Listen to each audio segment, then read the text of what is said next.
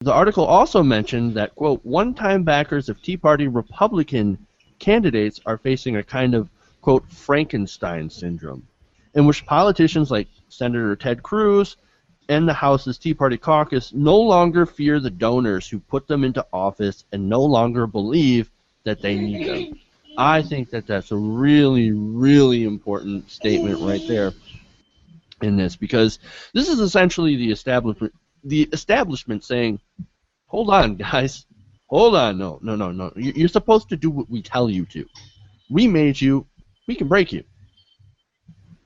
And, you've got this, Ted Cruz that was willing to shut down the government, willing to let the government default. You have Mike Lee. You have all those other Tea Party Republicans that were basically going against the interests of the establishment wing, of the corporatists, as you put it. And I think that's really, this is really sort of the backlash. Another example is one of the billionaires, Paul Singer. Now, he's, of course, held a series of discussions in recent months with other wealthy donors about how to best spend their money in 2014. Now, this includes the idea of forming a new entity to play a serious role in midterm races. Now, I don't have any details about that. The article didn't have any details about that. But maybe, I don't know, maybe it wouldn't be super PAC related, but it said that the focus would be on improving the quality of Republican candidates in hopes of avoiding more Todd Akin-like candidates. So is this kind of a return to the center, do you think? Because that's the way it sounds to me. In a way, like I said, you're going to have more of the pro-business, center or right libertarianism, and then you're going to have a lot of the who loves Jesus the most evangelical movement, more Michelle Bachmann, more Todd Akin, and that you don't have to necessarily have the money that you have to get from the super PACs to elect individuals like Michelle Bachmann. A lot of that comes through the church and people like Billy Graham, and who else is that other televangelist who's on Fox all the time? Pat Robertson. Pat Robertson. Look, even Pat Robertson was against the shutdown, if you could remember. He came out and was like, dude, stop. Open the government. Open it. Don't default. But that's where it's going. I mean, go look at it right now. You got the people that love the Michelle Bachmans of the world, and then you got the people that like Rand Paul. Of course, another donor by the name of Al Hoffman. Now, he is, of course, a former ambassador to Portugal, and he was a major, major conservative donor. And he said, conservative activists have delivered an unmistakable message to donors and business leaders who warned about a potential default on the debt. Basically saying, no, we don't care. We'll default because we have our ideology. We're gonna default. We don't care what the business wing says. And of course, it's the same business wing that backed them with all of that money. So I think that's kind of hilarious that they basically set these fanatics loose. They pumped them full of money so that they'd get into office, set them loose, and then are going, oh my God, what have we done? Actually, like that part of it, I actually think is probably one of the best things that came out of this entire shutdown. Is that what the rich donors really do is not really buy our politicians. They try and pick the winner.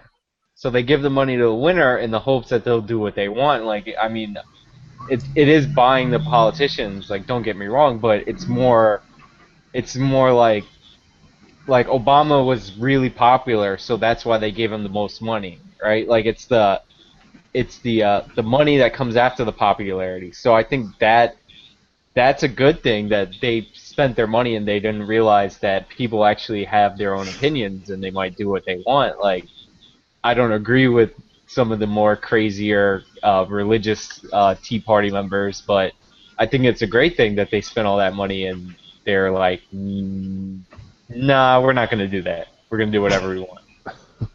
It's more like a horse race than a political, campaign. The Tea Party is, mostly run by more, we'll call them libertarian corporatists. Like it's basically run by the Koch brothers, and you have those people that are ones that are funding the money into the Tea Party, and obviously through the churches, it's kind of blending its way in. Yeah, unlike Occupy or anything else on the liberal front, the religious groups tend to organize and tend to listen to people like Glenn Beck and Rush Limbaugh, and they commune among the church, and all it takes is a preacher to say that we're all going to vote for this local candidate, get on the bus and we'll go vote for fucking Todd Aiken or whatever. I mean, it's starting to bleed on over. I mean, even where I currently live, I see a bunch of bumper stickers that say, if 10% is good enough for God, it's good enough for the IRS. Right. They shouldn't even be in politics. Churches shouldn't be in politics at all. Well, I think those churches that do that need to be taxed immediately. But you understand where I'm going with this. That's the reason. It's well organized. Oh, Right, oh, and I agree with Jeff too. If they want a political voice, then they can pay their taxes. Well, not just the church. It's the church's ability to organize. Why the Tea Party was so successful is because of their grassroots ability and the fact that they really focused at the ground level of politics, local school board elections, very, very local, all the local offices that you can get, and they built up their power that way through a grassroots effort. Now, of course, they also had Koch money backing them, which is also incredibly important to point out because that made it easier to be able to organize at that level. But money and manpower at the bottom level, I mean, that helps build a movement. But the thing that they did with voting in the local elections is what usually happens in a primary for Congress or something like that is the person at that local level, that like winnable position that a grassroots person could get somebody in that person's endorsement, the person that person endorses is usually the one who wins. So by capturing the local level and actually building something from the bottom up, they were able to like aim like the big money at the candidates they wanted by like just setting it up and getting the endorsements that they needed. So their local activity, their grassroots local activity actually like helped them get all that big corporate money. The Tea Party, I mean, we all know that the Tea Party was started way back when by the Koch brothers, essentially. The whole movement, right? Well, Ron Paul, in many ways, kind of was pushing for something like the Tea Party and got a lot of the more left libertarian, and they kind of split off and became independents and kind of fled the Tea Party. There's one of the first things that I ever saw online for a group of Tea Partiers was people in Massachusetts throwing the 9/11 Commissioner report into the water, dressed like the founding fathers, and they called themselves the Tea Party. And then in 2007, there was an incident involving the Ron Paul campaign, where they didn't give them the permits or something, so they all dressed up like Tea Partiers, and like that is really when the grassroots Tea Party started. And if you remember, Sarah Palin, like you go look up this clip, she's like, the Republicans have to co-opt this movement.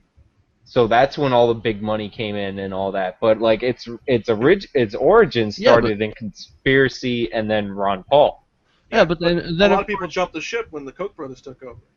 But you also had the Koch brothers planning to co-opt any sort of movement like this as well from the beginning. That's why it's full of nothing but the Jesus freaks and the right wingers at the moment.